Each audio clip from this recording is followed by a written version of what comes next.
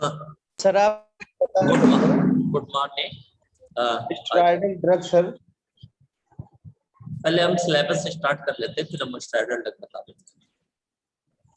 तो सबसे पहले हमारा कालरा वैक्सीन। जितने भी हमारे वैक्सीन होते हैं, जो वैक्सीन हम इंजेक्शन फॉर्म में देते हैं, इंजेक्शन फॉर्म देने का मतलब होता है पैरेंट्रल। जो भी पैरेंट्रल हम देंगे, पैरेंट्रल देने का मतलब हो जाता है कि that product should be sterile, उसमें कोई भी माइक्रोबियल कंटामिनेशन नहीं होना चाहिए। तो वैक्सीन क्या है? स्टेराइल प्रोडक्ट है। वो स्टेराइल सस्पेंशन हो सकता है या कोई भी हमारा स्टेराइल फॉर्मुलेशन हो सकता है। स्टेराइल हमारा एटोनेटेड पाउडर हो सकता है या डिफरेंट प्रोडक्ट हो सकते हैं। सेकेंड थिंग, जितने भी वैक्सीन हैं, मतलब हमारे सिलेबस में जो भी वैक्सीन है, उनका स्टोरेज कंडीशन 90% वैक्सीन का स्टोरेज कंडीशन होता है 2 to 8 degree Celsius. Do not freeze 2 to 8 degree Celsius. तो जो कालरा वैक्सीन है, कालरा वैक्सीन भी क्या होगा? It is a sterile suspension. Suspension किसका है? It is a sterile suspension of killed vibro cholerae. जिस वाइब्रो कोलरी से आपको कालरा होता है, इसलिए वाइब्रो कोलरी का ही किल्ड फॉर्म रहता है। तो हम उसको उस लेवल तक किल करते हैं कि जो भी हमारा बैक्टीरिया वायरस है, उसकी एंटीजेनिक प्रॉपर्टी समाप्त नहीं होती है। एंटीजेनिक प्रॉपर्टी समाप्त न होने की वजह से जब हमारे बॉडी में जाता है, हमारे बॉडी के अंदर उसके अगेंस्ट में एंटीबॉडी का फॉर्मेशन होता है। इसका प्रिपरेशन क्या होता है कि सबसे पहले हम स्ट्रेन लेते हैं, वाइब्रो कोलरी का हम स्ट्रेन लेंगे। उस स्ट्रेन को लेने के बाद फिर हम उसको ग्रोथ कराते हैं। उसका जो भी सुटेबल ग्रोथ मीडियम होता है, उस ग्रोथ मीडियम में इसको ग्रोथ कराया जाता है 24 से 48 घंटे तक। इसके बाद ग्रोथ हो गया पूरा, वाइब्रो कोलरी बैक्टीरिया वो ग्रोथ हो गया। उसके बाद उस बैक्टीरिया को नॉर्मल सलाइन सॉल्यूशन से वॉश किया जाता है। वॉश करने के बाद ग्रोथ हुआ, ग्रोथ के बाद हम उसको वॉशिंग किए। वॉश करने के बाद जो सस्पेंशन बचा, उस सस्पेंशन को हीट करते हैं 50 डिग्री सेल्सियस पे फॉर 1 आवर। 1 घंटे तक उसको हीट किया जाएगा। जो हीटिंग है वो अल्कोहल के साथ हो सकता है या बैक्टीरियासाइड के साथ होता है। जब हम स्टेरिलाइजेशन पढ़ रहे थे, स्टेरिलाइजेशन में हमने बताया था बैक्टीरियोसाइड जो बैक्टीरिया को किल करते हैं, तो हमको कम टेम्परेचर पे ही उसकी हीटिंग करनी पड़ती है, या जो हमारा टाइम रहता है वो टाइम भी कम हो जाता है। इसके बाद जो प्रिपरेशन है, प्रिपरेशन को अलग करते हैं और फिर उसमें 1 ml के वैक्सीन में 8000 मिलियन 8000 मिलियन बैक्टीरिया होने चाहिए।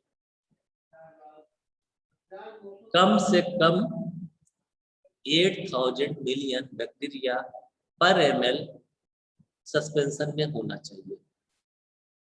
इसकी फिलिंग हो गई 1 ml। उसके बाद उसमें हम प्रिजर्वेटिव ऐड करते हैं, और प्रिजर्वेटिव ऐड करने के बाद एक फ्यूल को सील करते हैं, और इसके बाद हमारा ये प्रोडक्ट डिस्ट्रीब्यूशन के लिए रेडी होता है। तो ये हमारा शॉर्ट प्रोसीजर है कि कैसे हम वाइब्रो कोलरी वैक्सीन बनाते हैं। इसका स्टोरेज जो होता है 2 to 8 degree Celsius. Use immunising against Kalra. ये हो गया हमारा कालरा वैक्सीन। इसके बाद होता है हमारा small pox vaccine. Small pox vaccine mainly हम 2 मेथड से बनाते हैं। सबसे पहला जो मेथड होता है वो होता है बाय यूजिंग एनिमल मेथड, हम जहाँ पे जानवर यूज करते हैं स्मॉल पॉक्स वैक्सीन के लिए। दूसरा होता है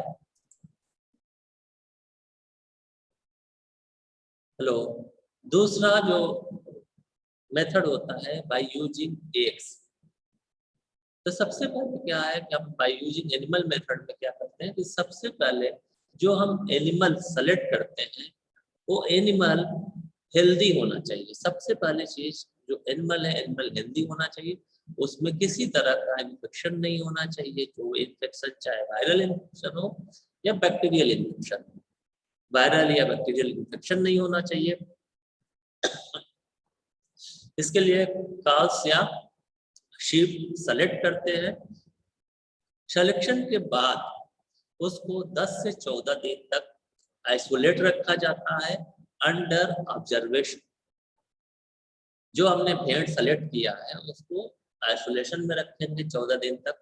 14 दिन जब हम आइसोलेशन में रखते हैं तो अंडर ऑब्जर्वेशन होता है, उसमें कोई डिजीज तो नहीं है, कोई बैक्टीरियल इन्फेक्शन नहीं है, वायरल इन्फेक्शन नहीं है, और उसका डाइट कंट्रोल भी करते हैं। ये सारी चीजें करने के बाद फिर उस एनिमल का सैक्रिफिकेशन करते हैं।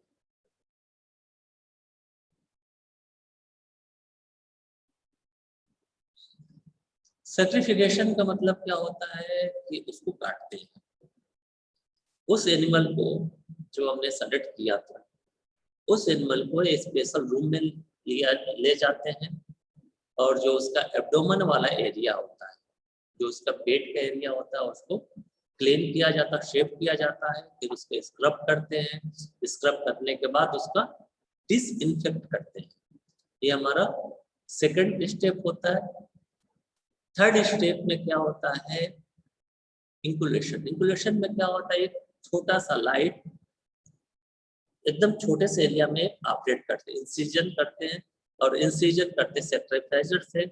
और उसमें वहां पे क्या होगा कि जो वैक्सीन का सीड है, उस जो हम एरिया कट किए हैं उस कट एरिया पे उस सीड को रब कर देते हैं।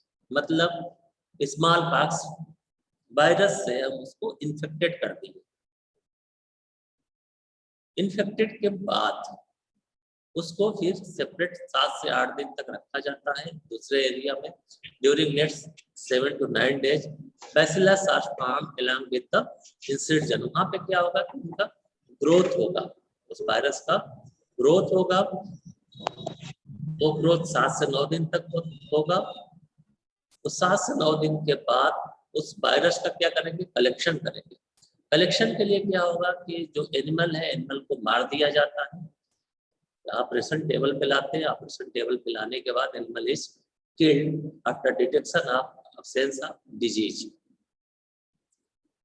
पहले हम ये वेरीफाई कर लेंगे कि उस एनिमल पे कोई डिजीज हुआ नहीं है। उसके बाद ऑपरेशन टेबल पे उस जानवर को मार दिया जाता है। उसका एब्डोमेन फिर से वॉश करते हैं स्टाइल वाटर से, और स्टाइल वाटर से वॉश करने के बाद जो भी कंटेंट है वो सारा कंटेंट विथड्रॉ करते हैं with the help of sharp knife. और जो हम कलेक्शन करते हैं वो कलेक्शन एसेप्टिक कंडीशन में कलेक्शन किया जाता है। इसके बाद हमारा क्या हो गया, कलेक्शन ऑफ वायरस हो गया। कलेक्शन ऑफ वायरस के बाद फिर हम इसको प्यूरिफिकेशन करते हैं।